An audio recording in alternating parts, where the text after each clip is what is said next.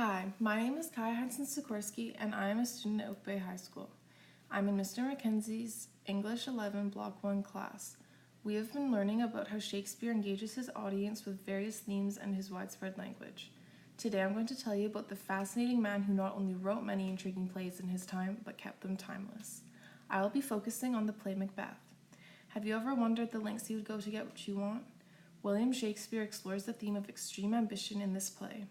After I tell you more about Shakespeare, I will talk about a quote I found significant from the play. Because they were often hastily written for performance on stage, none of Shakespeare's original manuscripts exist.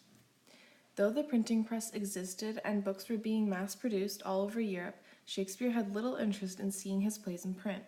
He'd written them not to be read but to be performed on stage. Shakespeare took phrases from other languages and put them into his plays.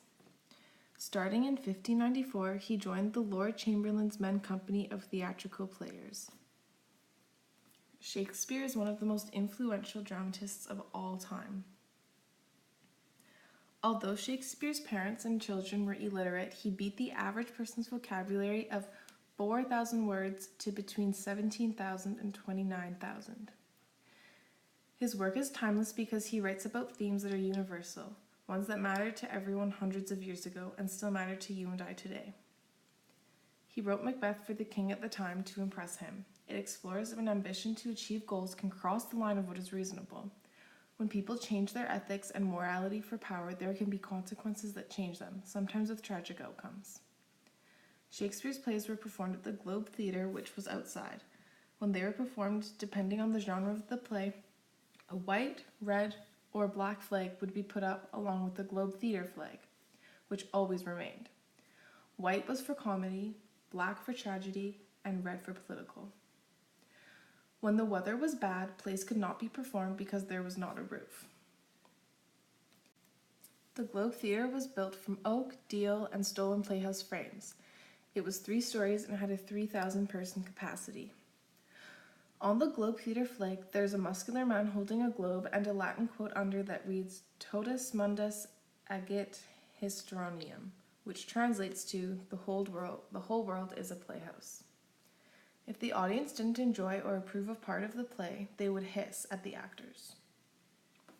In this time period, only males were allowed to perform, so they would act both female and male roles in the plays. When people came to watch, where they sat was based on their social status. There were 3 sections: the groundlings, who stood in the pit, which was at the base of the stage, earthlings, who got a cushion to sit on, and royalty, who got to sit up in the balcony. The quote I found of most significance in Macbeth was Lady Macbeth's Soliloquy, which takes place in Act 1, Scene 5. Lady Macbeth had just read Macbeth's letter telling her his prophecies. Then the messenger comes to tell her that King Duncan is coming to stay with them that night. The quote goes like this: "The raven himself is hoarse, that croaks the fatal entrance of Duncan. Under my battlements come you spirits that tend on mortal thoughts, unsex me here, and fill me from the crown to toe top full of divers cruelty. Make thick my blood, stop up the access and passage to remorse, that no compunctuous visitings of nature shake my fell purpose, nor keep peace between the effect and it. Come to my woman's breasts, and take my milk for gall.